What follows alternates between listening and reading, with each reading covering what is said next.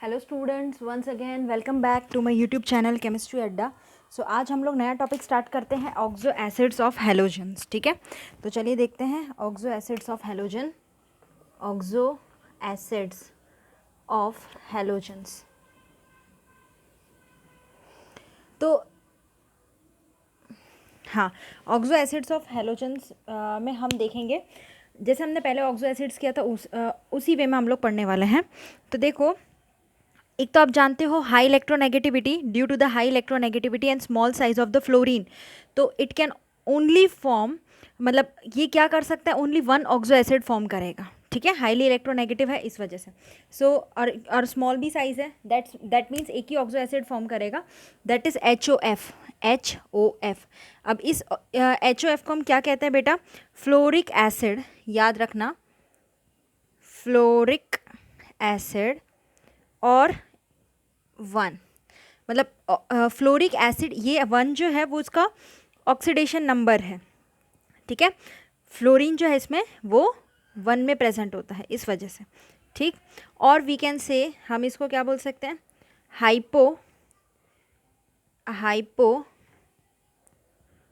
Fluoresce acid. ठीक है, इसको हाइपोफ्लोरस एसिड भी कहेंगे। तो एक other form of halogens that can be also be known as what? Fluoric acid. तो ये अदर टाइप का एक हेलोजन है जिसमें HOF आता है, फ्लोरिक एसिड।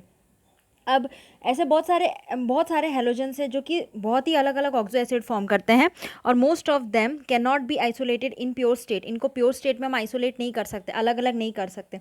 सो वो क्या करते हैं, स्टेबल रहते हैं एक्वस सोल्यूशन में, और in the form of salt के फॉर्म में ही रहेंगे, यानी खुद का सॉल्ट बनाएंगे या एक्वस सोल्यूशन में ही रह जाएंगे।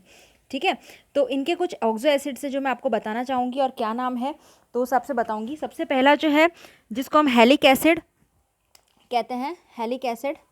हेलिक एसिड नाम याद रखना, हेलिक एसिड दैट मीन्स पहला, मतलब इसमें वन ऑक्सीडेशन स्टेट वाला आता है, जिसको हम हाइपोहेलस एसिड भी कहते हैं। हाइपोहेलस एसिड कहते हैं, इसका नाम याद रखना है आपको। अब इसमें आपको याद रखना है कि HOF आता है सबसे पहला, इसमें HOF आता है, जो कि मैंने अभी बताया है, that is hypofluorous acid. Hypofluorous acid. ठीक है, ये फ्लोरीन का केस है। इसी में आगे देखोगे तो HOCl आता है। HOCl का मतलब होता है दैट इज हाइपोक्लोरस एसिड। ये सारे ऑक्सो एसिड है, ये सारे क्या है? ऑक्सो एसिड है। फिर HOBr आता है, तो हाइपोब्रोमस MOUS, हाइपोब्रोमस एसिड। ठीक है, और इसके बाद एक आता है दैट इज HOI, जिसको हम कहते हैं हाइपो आयोडस एसिड। ठीक है, ये सारे क्या है? आपके ऑक्सो एसिड्स हैं। ठीक है, तो ये आपको याद रखना है। इसके बाद आता है, जिसमें देखो आप पीछे आप देख सकते हो सब में हेलस आ रहा है, OUS, इसमें भी OUS आएगा, सब में हेलस वाला ही एसिड है, सब में। ठीक है, तो एक सेम टाइप का हेलिक एसिड है, that is hypohalous acid. Clear? इसके बाद का जो एसिड आता है that is what? Halic acid ही है, दैट मीन्स इसमें 3 ऑक्सीडेशन स्टेट वाला होगा। हेलिक एसिड यानी इसमें 3 ऑक्सीडेशन स्टेट प्रेजेंट है। ओके, तो 3 वाले में कौन कौन से होंगे? तो HOF के केस में नहीं आता, पहला वाला नहीं आता। फिर इसमें जो बनता है दूसरा, दैट इज HOCLO आएगा। ठीक है, क्लोरीन के केस में बनेगा, इसको हम बोलते हैं क्लोरस एसिड। क्या बोलते हैं? Chlorous acid, HOCLO। ठीक है, ये हो गया। फिर Br में नहीं बनता, Br को जाने दो। HOI में भी नहीं बनता, यानी कि सिर्फ और सिर्फ हेलिक एसिड वाला जो है दैट इज व्हाट? हेलस एसिड। इसको हम लोग हेलस एसिड भी कहते हैं, हेलस एसिड। बुक में आपको टेबल गिवन है, आप उसी टेबल के वे में जाना। ओके, तो आपको समझ में आ जाएगा। हाँ, हेलिक एसिड यानी हेलस एसिड ये वाला, उसमें आपको क्लोरस एसिड आएगा। फ्लोरीन का नहीं बनता है, ब्रोमीन का नहीं बनता, आयोडीन का नहीं बनता। ठीक है, इसके बाद जो आता है that is what? Halic acid. हेलिक acid में ही 5th ऑक्सीडेशन स्टेट आता है, जिसको हम हेलिक एसिड ही बोलते हैं। 2 बार नाम लिखा है, सो आप देख लेना, दोनों सेम ही है, कोई डिफरेंस नहीं है। इसमें आपका फ्लोरीन नहीं आता, फ्लोरीन के बाद HOClO2 ये आता है, that is what, chloric acid, इसको हम क्लोरिक एसिड कहते हैं, ठीक है। और इसके बाद HOBrO2 इसको हम ब्रोमिक एसिड कहते हैं, ब्रोमिक एसिड। और HOiO2 इसको हम बोलते हैं आयोडिक एसिड। तो ये सारे नाम आपको लर्न रखना है। क्लियर हो गई? तो सारे ऑक्सो एसिड की फॉर्म है। क्लियर? इसके बाद एक लास्ट बचता है, वो देखते हैं। सो इसके बाद जो एक लास्ट बचता है that is what, halic acid का 7th ऑक्सीडेशन स्टेट है, जिसको हम पर हेलिक एसिड भी कहते हैं। हेलिक एसिड का 7th ऑक्सीडेशन स्टेट में पर हेलिक एसिड आता है। ओके, पर हेलिक एसिड बोलते हैं। इसमें देखो फ्लोरीन का कोई केस नहीं होता है। फिर HOClO3 ये नाम होता है क्लोरीन में, जिसको हम पर क्लोरिक एसिड कहते हैं, ठीक है। पर क्लोरिक मतलब 3 आना, पर यानी 3 में होता है, इस वजह से। और HOBrO3 देखो तो इसको हम बोलेंगे पर, 3 आ गया ना ऑक्सीजन, तो इसको बोल देंगे हम लोग पर ब्रोमिक एसिड, ठीक है, क्योंकि इसमें ब्रोमीन आ रहा है, तो पर ब्रोमिक एसिड। फिर HOiO3 तो इसको क्या बोलेंगे हम, पर आयोडिक एसिड। समझ गए? तो ये क्या थे, अलग अलग आपके केसेस थे जो आपको लर्न रखना है। इसके बाद आपको याद रखने कुछ स्ट्रक्चर्स हैं, वो मैं आपको बताती हूँ, ठीक है। तो सबसे पहला जो स्ट्रक्चर आता है जिसमें आपको याद रखना है कि हाइड्रोजन ऐसे, ऑक्सीजन ऐसे, और ये क्लोरीन इस टाइप में अटैच होता है। ये बेसिक यूनिट हम इसको कह सकते हैं, जिसमें HOCl तो है। HOCl जो है वो आपको हर एक केस में देखने को मिलेगा। ऑक्सो एसिड में क्या होता है, हमने बेसिक यूनिट पढ़ा था ना, तो ये यानी हर एक में आप स्ट्रक्चर में आपको देखने को मिलेगा, ठीक है। इसका नाम है, इसको जो बोलते हैं, इसको बोलते हैं दैट इज़ हाइपोक्लोरस एसिड, ठीक है। हाइपोक्लोरस एसिड इसको बोलते हैं। क्लियर हो गई बात?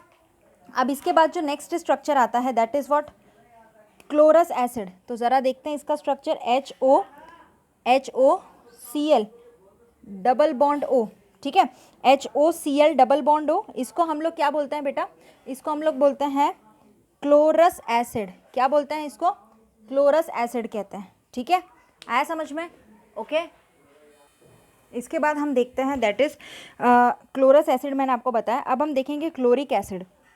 तो उसमें आप देखोगे Cl, first one is Cl, ठीक है, इसके साथ ऑक्सीजन, फिर हाइड्रोजन, फिर डबल बॉन्ड O और डबल बॉन्ड O, यानी कि 2 ऑक्सीजन Cl के साथ कनेक्ट हो सकते हैं इस वे में। तो ऐसे स्ट्रक्चर को हम लोग क्या बोलते हैं, क्लोरिक एसिड, ठीक है। क्लोरिक एसिड आपको फॉर्मूला टेबल में ही गिवन है क्लोरिक एसिड का, ठीक है ना, तो आप वहाँ से देख के डायरेक्टली आप इसको लिख सकते हो। आया समझ में? तो ये था अलग अलग क्लोरिक एसिड का फॉर्मूला, आपको याद ही है, HOClO2। क्लियर? HO, ये रहा HOClO2, तो इस वे में स्ट्रक्चर बनेगा। इसके बाद पर क्लोरिक एसिड का स्ट्रक्चर बनाना है।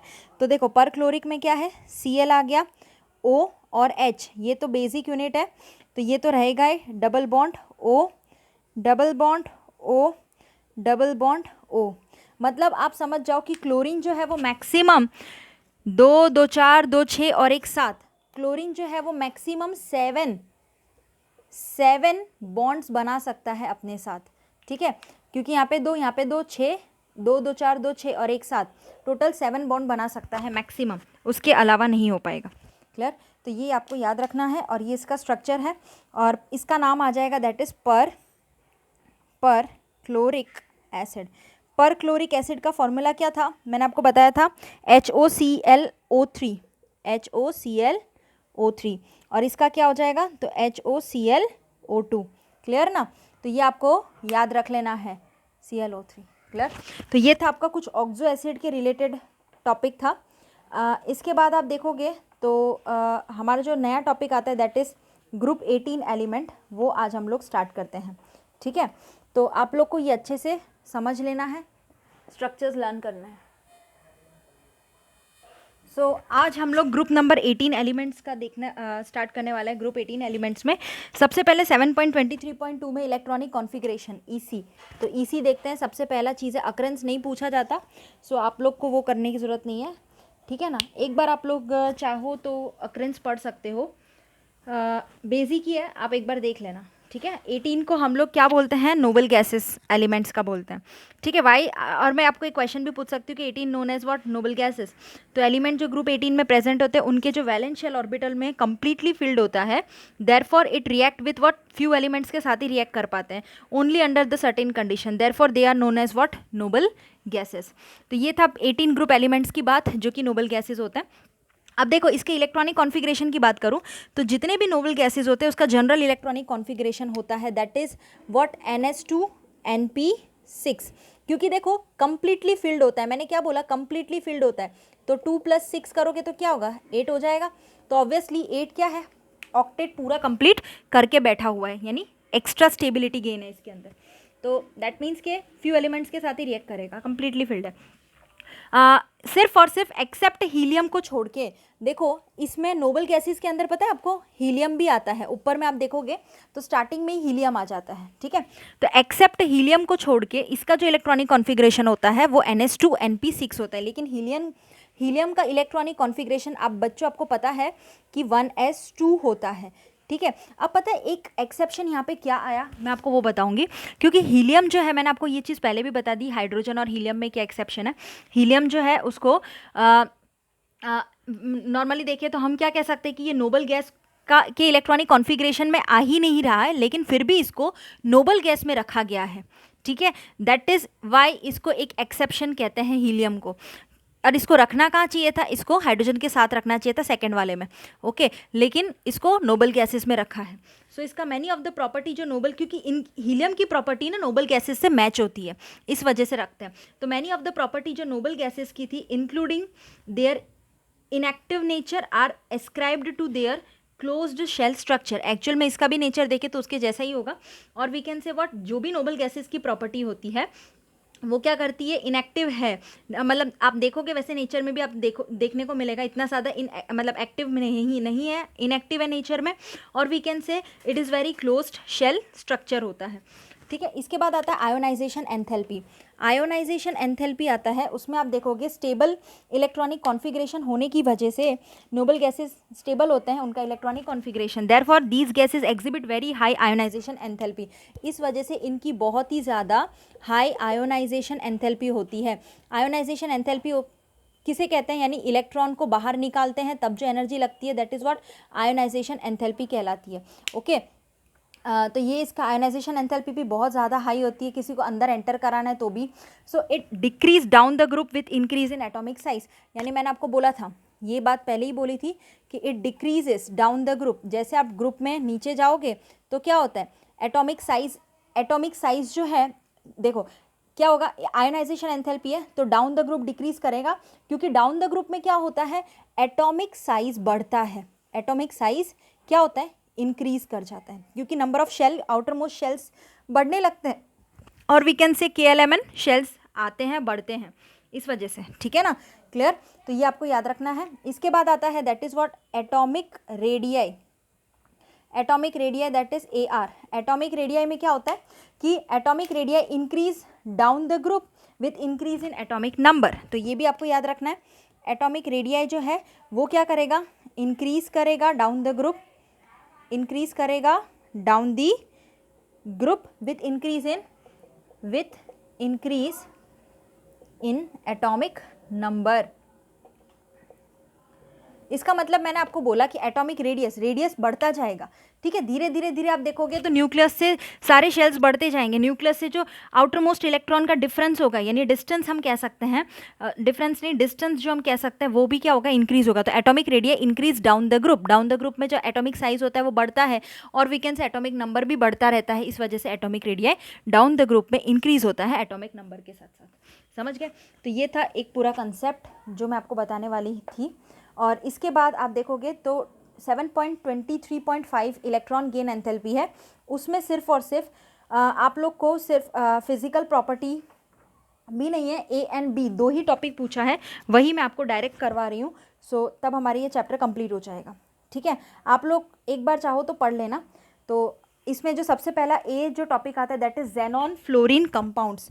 तो चलिए A वाला देखते हैं, ज़ेनॉन फ्लोरीन कंपाउंड्स। ठीक है, यही पूछते हैं। ये दो जो आएगा ना अभी मैं आपको करवाऊंगी, ये मोस्ट इंपॉर्टेंट चल रहा है, जेनॉन फ्लोरीन कंपाउंड और जेनॉन ऑक्सीजन कंपाउंड, इन दोनों में से कंफर्म क्वेश्चन पूछा जाता है, स्ट्रक्चर कंफर्म आते हैं। सो ये आपको अच्छे से समझना है और अच्छे से लर्न करना है। तो देखो जेनॉन जो है वो क्या फॉर्म करता है, 3 बाइनरी फ्लोराइड फॉर्म करेगा। क्योंकि देखो जेनॉन के साथ है ना जनरली रिएक्शन करना बहुत थोड़ा प्रॉब्लमेटिक होता है, सो इस वजह से ये रिएक्शंस कंफर्म पूछे जाते हैं। तो क्योंकि कितने ऑक्साइड्स फॉर्म करा सकता है, तो आप जानते हो कि जेनॉन जो है वो 3 बाइनरी ऑक्साइड्स ये क्या करा सकता है, 3 बाइनरी फ्लोराइड्स, ठीक है, 3 बाइनरी फ्लोराइड्स फॉर्म करा सकता है। यानी कौन कौन से जेनॉन के साथ XeF2 बन सकता है, XeF4 बनता है और XeF6 बनता है। ये 3 कंपाउंड्स जो है ना वो जेनॉन के साथ, जेनॉन जो है फ्लोरीन के साथ ये 3 फ्लोराइड बनाता है, ठीक है, XeF2, XeF4 and XeF6 by the direct reaction of element under the appropriate conditions. तो देखो इसके रिएक्शंस भी है, मैं आपको बताती हूँ, वो सारे रिएक्शंस आपको प्रिपेयर करना है। क्लियर, चलिए देखते हैं। चलिए देखते हैं। सबसे पहले आएगा दैट इज जेनॉन। जेनॉन जो है वो क्या करेगा, फ्लोरीन के साथ, ये दोनों गैस रिएक्शन है, तो रिएक्ट करने पे 673 केल्विन टेम्परेचर, 1 बार प्रेशर है, रिएक्ट करके XeF2 बनाता है, ठीक है। ये हो गया तुम्हारा एक्सेस। जेनॉन जो है ना वो एक्सेस अमाउंट में लेना है, इसको आपको थोड़ा एक्सेस अमाउंट में लेना पड़ता है, ठीक है। फिर इसके बाद आता है जेनॉन के साथ 2F2, 2 फ्लोरीन, पहले देखो 1 फ्लोरीन आया, अब 2 फ्लोरीन आ रहा है, ओके, दोनों गैस फॉर्म में है, तो इसको हम 1:5 रेशियो में ले लेंगे, समझ गए, ओके, 1/2, ये 1/2, तो ऐसे हम कह सकते हैं दैट इज़ व्हाट, ये 2 2 ज़ा 4 + 1 5 हो जाता है, तो दोनों हम मिला के क्या करते हैं 1:5 में रेशियो लेते हैं, ओके, क्योंकि यहाँ पे 2 हैं टोटल, इस वजह से 873 केल्विन टेम्परेचर है, 7 बार प्रेशर है, इसको आपने रिएक्ट करा के XeF4 मतलब कंपाउंड बन गया। ये देखो XeF कितना है 4, तो XeF4 बन जाएगा। इसके बाद जेनॉन के साथ 3F2 को रिएक्ट करा देंगे, यानी 1:20 का रेशियो बनेगा, ठीक है, 1:20 का रेशियो बन जाएगा। तो इसके रेशियो के केस में हम लोग अब 573 kelvin temperature, 60 to 70 bar pressure लेने के बाद XeF6 बनाते हैं, ओके, ये XeF6 बनता है। क्लियर, तो इस वे में हम अलग अलग रेशियो लेके 3 रिएक्शंस पूछते हैं, एग्जाम में पूछा जाता है, तो ये रिएक्शंस आपको लर्न हो जानी चाहिए अच्छे से। आई बात समझ में, ठीक है। तो अब मैं आपको बताने वाली हूँ कि XeF6 can also prepared by the interaction of XeF4 and O2F2। तो देखो कैसे प्रिपरेशन होती है, XeF4 किसके साथ इंटरेक्शन करेगा, O2F2 के साथ इंटरेक्ट कराने के बाद XeF6 का ही फॉर्मेशन होता है, और जिसमें O2 गैस लिबरेट होती है। तो ये रिएक्शन भी इंपॉर्टेंट है, XeF4 + O2F2, okay, eight 143 kelvin temperature लिख लेना, तो उसी केल्विन टेम्परेचर पे आपको रिएक्शन करवानी है। क्लियर, तो अभी तक हमने XeF2, XeF4 एंड XeF6 ये जो है तीनों के तीनों कलरलेस क्रिस्टलाइन सॉलिड है, ठीक है। ये धीरे धीरे क्या करते हैं कि अपनी प्रॉपर्टी, मतलब पहले तो क्या थे, कलर थे, फिर बाद में कलरलेस क्रिस्टलाइन बने, सब्लाइम हो जाते हैं पूरी तरह, क्योंकि ये पावरफुल फ्लोरिनेटिंग एजेंट्स हैं। क्योंकि देखो ये पूरे के पूरे कैसे हैं, फ्लोरीन कंटेनिंग कंपाउंड्स है, समझ गए ना। तो हम इसको क्या कह सकते हैं कि ये जो है इलेक्ट्रोनेगेटिव एलिमेंट्स के साथ रिएक्ट करा रहे हैं, that means fluorinating agents, fluorine है इस वजह से कहलाएगा। और वी कैन से दैट कि they are readily hydrolysed even by traces of water. अगर आपने ट्रेस अमाउंट में वाटर लिया है तो भी इसको हम हाइड्रोलाइज करा सकते हैं, समझ में आया, ठीक है। फॉर एन एग्जाम्पल अगर मैं आपको बताऊं कि XeF2 को अगर मुझे हाइड्रोलाइज कराना है तो मैं करवा सकती हूँ, और मैं जेनॉन भी ला सकती हूँ, इसको हाइड्रोलाइज करा के जेनॉन ला सकती हूँ, और we can say HF and O2 को भी मैं करवा सकती हूँ, ठीक है। तो जैसे देखो एक रिएक्शन ही है, जेनॉन फ्लोराइड, XeF2 को मैंने वाटर के साथ रिएक्ट करा है, क्योंकि मैंने दोनों के केस के लिए बात की थी, तो दोनों में मैंने रिएक्शन करवा दिया XeF2 + वाटर, तो क्या देगा, जेनॉन देगा। XeF2 जो है वो किस में ऑक्सीडाइज हो गया, मतलब सॉरी हाइड्रोलाइज्ड हो गया, तो हाइड्रोलाइज होके उसने जेनॉन दे दिया, ठीक है ना, और उसमें 4HF बाहर आ गया प्लस O2, यानी क्या हो गया इसमें HF जो है वो क्या हो गया बाहर, और O2 जो है वो भी HF और O2, देखो HF और O2 प्रोडक्ट मिल गया ना हम लोग को। तो मैंने आपको इस रिएक्शन से क्या समझाया है बेटा कि XeF2 हाइड्रोलाइज्ड हो जाता है जेनॉन में, HF में एंड O2 में। तो देखो मैंने आपको रिएक्शन बताया है, XeF2 को आप वाटर के साथ रिएक्ट करा दो तो क्या होगा, XeHF और O2, XeHF और O2 मिलता है, ठीक है, ये पूरा क्या है, एक टाइप का हाइड्रोलाइज्ड रिएक्शन है XeF2 के लिए, समझ गए। तो ये आपको लर्न रखना है। देखो इसी में से टूट के बना हुआ है जेनॉन, ठीक है, और यहाँ पे क्या हो गया HF, तो ये HF हो गया और प्लस O2, तो ये यहाँ से ऑक्सीजन गैस O2। तो ये जो स्ट्रक्चर्स हैं तीनों जेनॉन फ्लोराइड के, जो मैंने आपको अभी मैं आपको बताऊंगी भी, तो इन जो 3 xenon fluoride that can B deduced from VACPR VSEPR theory थी, 11th में पढ़ा था, और उनके बेसिस पे मैं आपको स्ट्रक्चर्स बताऊंगी अभी सारे के सारे, ठीक है। तो ये सारे स्ट्रक्चर हम 1 बाय 1 देखेंगे, ये आपको फिगर में गिवन ही है। तो चलिए 1 बाय 1 सारे स्ट्रक्चर देखते हैं, और उसमें मैं फिर आपको बताती हूँ शेप्स क्या होंगे, क्लियर। तो चलो देखते हैं, तो स्टार्ट करते हैं। सबसे पहला देखो स्ट्रक्चर मैं आपको बताऊँ तो लीनियर स्ट्रक्चर बनेगा। तो सबसे पहला स्ट्रक्चर देखते हैं, दैट इज़ व्हाट, सबसे पहला है XeF2 का स्ट्रक्चर है, ठीक है। तो XeF2 है, ज़रा ध्यान से समझना, फ्लोरीन इधर, एक फ्लोरीन इधर, और इसके ऊपर ना 3 ऐसे लोन पेयर बनते हैं। ये हो गया तुम्हारा XeF2 का स्ट्रक्चर। इसका मतलब क्या हुआ, XeF2 जो है वो कैसा स्ट्रक्चर है, लीनियर स्ट्रक्चर है, लीनियर स्ट्रक्चर है। अब इसका मैं आपको मतलब बताती हूँ कैसे लीनियर है।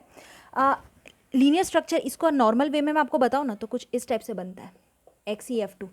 और लीनियर स्ट्रक्चर हम उसे बोलते हैं जिनका एंगल 180 हो, जो 180 एंगल फॉर्म करता हो उसको हम लोग लीनियर स्ट्रक्चर कहते हैं। और लीनियर स्ट्रक्चर के बेसिस पे इस टाइप से हम उसको बनाते हैं, क्लियर। आप ऐसे भी बना सकते हो, ऐसे भी बना सकते हो, दोनों ठीक है, लेकिन आपको इसमें ना फिर क्या करना पड़ेगा, जेनॉन के जो लोन, इसको हम क्या बोलते हैं, ये वाले जो हैं इनको हम बोलते हैं lone pair of electrons, lone pair of electrons. इस मतलब क्या हुआ, ये जो है ना वो नॉन बॉन्डिंग है, non bonding pair of electrons, pair of electron.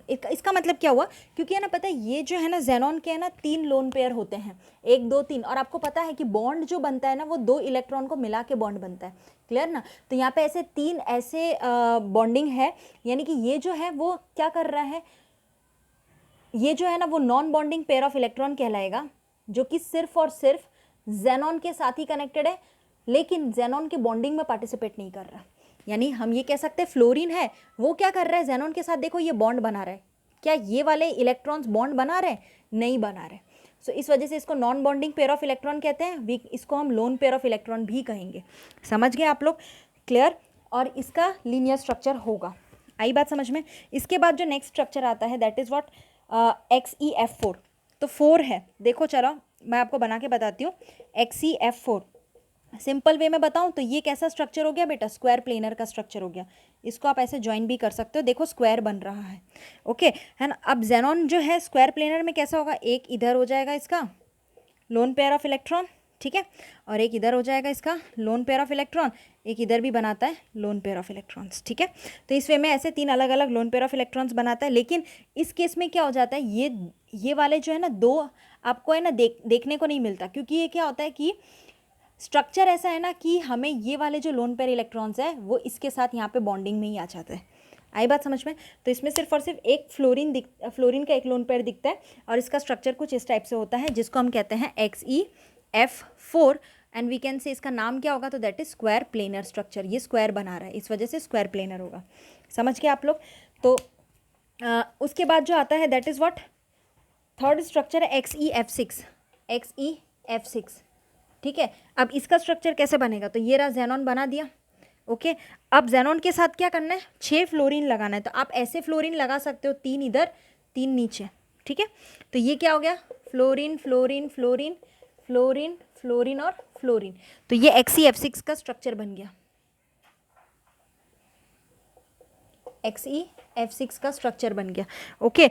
इस वे में आप लगा सकते हो, और इसके साथ एक इसका लोन पेयर जो बचा है वो लगा दो, आई बात समझ में। क्योंकि बाकी के जो तो कैसे होते हैं वो डिस्टॉर्ट हो जाते हैं, तो इसको हम बोलेंगे डिस्टॉर्टेड ऑक्टाहेड्रल। ये ऑक्टाहेड्रल का शेप बना रहा है, समझ गया।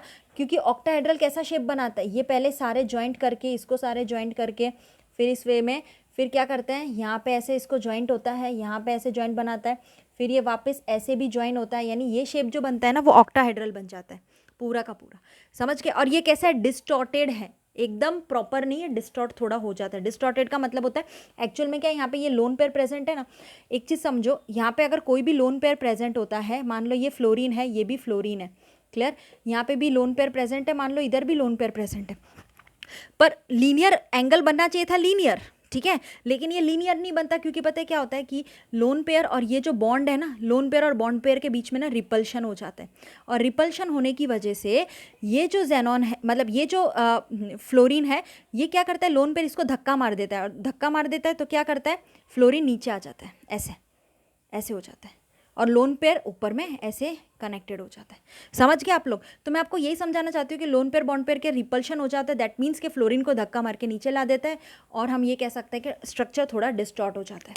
समझ गए? तो ये था आपका डिस्टॉर्टेड ऑक्टाहेड्रल का स्ट्रक्चर है।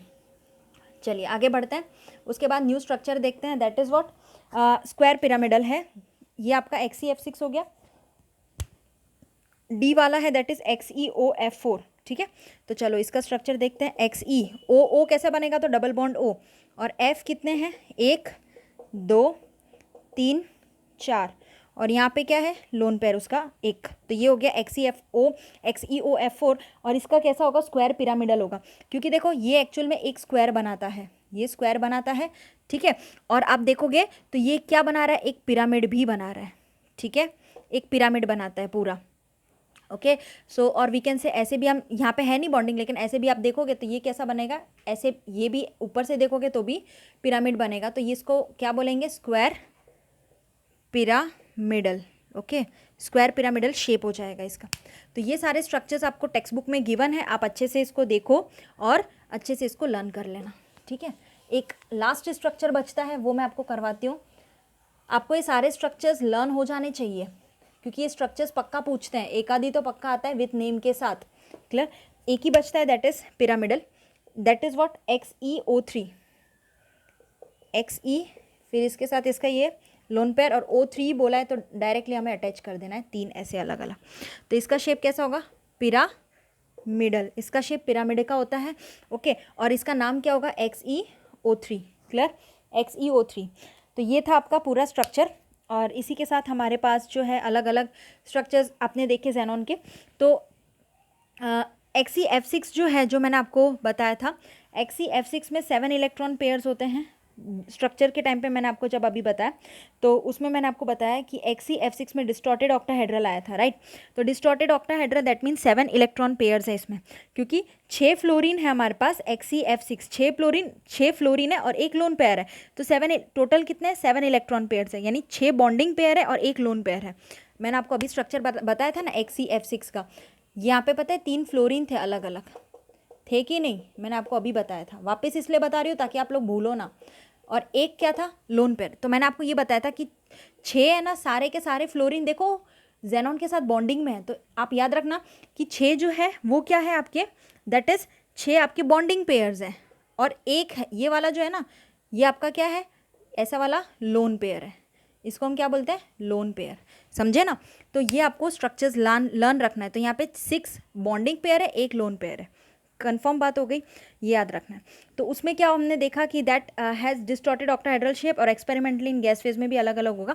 सो ये कुछ स्ट्रक्चर्स है, आपको याद रखना है। इसके बाद सिर्फ और सिर्फ fluoride, xenon fluoride react with fluoride ion के साथ रिएक्ट होके एक कैटायनिक स्पीशीज और एक फ्लोराइड डोनर करके, जिसको हम फ्लोरोएनाइंस कहते हैं, मैं आपको अभी बताती हूँ कैसे बनाना है। तो चलिए देखते हैं जल्दी से।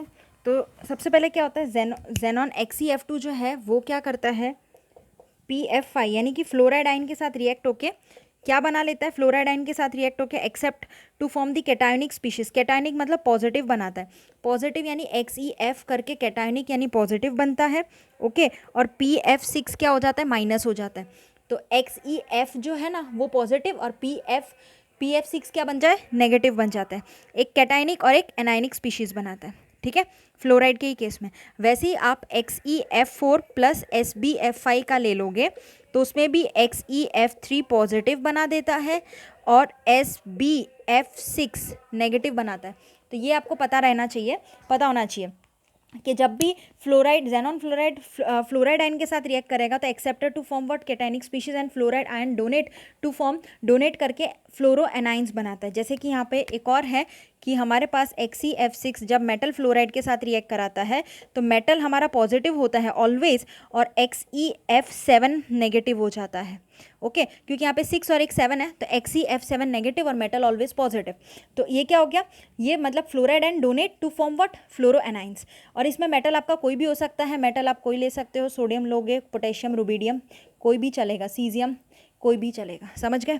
तो ये था आप लोग का कुछ पोर्शन जो कि यहाँ पे कंप्लीट होता है ए पोर्शन। अब मैं आपका बी पोर्शन जो है जेनॉन ऑक्सीजन कंपाउंड वो मैं आपको बताती हूँ। क्लियर।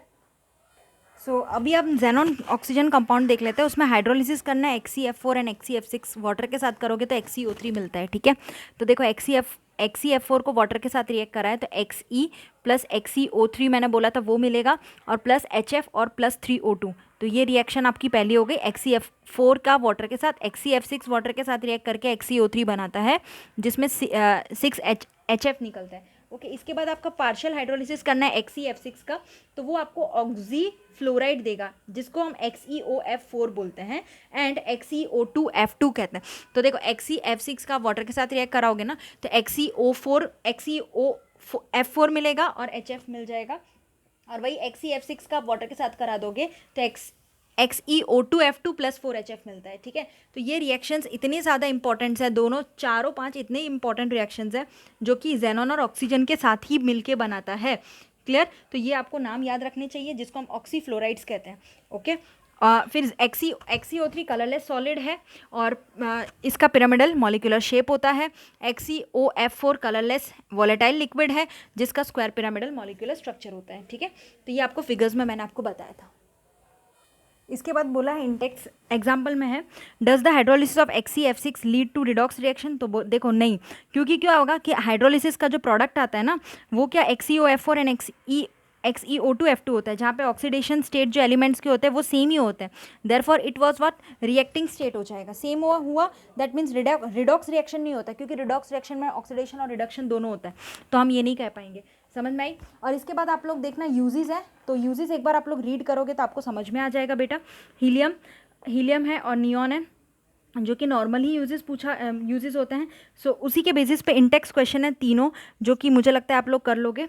सो कोई प्रॉब्लम या डाउट हो तो आप मुझसे पूछ लेना। ठीक है, तो तब हमारा ये चैप्टर अभी कंप्लीट हो जाता है। सो आप लोग को हीलियम और नियॉन का यूज़ है जो आपको देख लेना है।